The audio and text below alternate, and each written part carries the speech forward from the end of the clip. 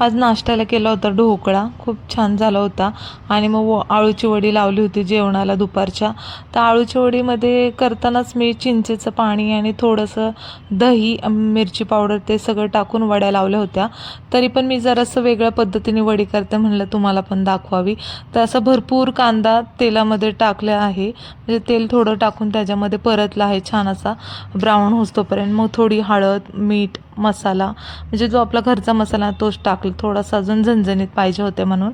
आणि चवीनुसार थोडंसं मीठ. आणि ज्या वड्या कापून घेतल्या आणि त्या छान अशा परतून घ्यायच्या त्याच्यामध्ये, म्हणजे जास्त म्हणजे मीडियम ह्याच्यावर परतून घ्यायच्या आहेत, जास्त करपवायच्या पण नाही, पण त्या चांगल्या भाजल्या गेल्या पाहिजेत, म्हणजे परतल्या गेल्या पाहिजेत.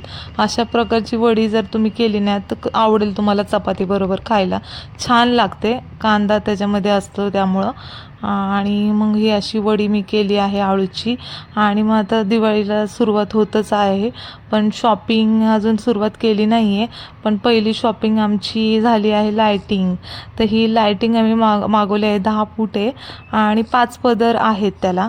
तर हीच पहिली शॉपिंग आहे. आणि मग बाकीची शॉपिंग जी आहे ती पाहायची असेल तर नेक्स्ट रील्स नक्की बघा. आणि जर व्हिडिओ आवडला असेल तर लाईक सबस्क्राईब करायला विसरू नका. आदवेचं नुसतं आधीमध्ये नुसतं त्याला फेकाफेकीचेच कामं असतात.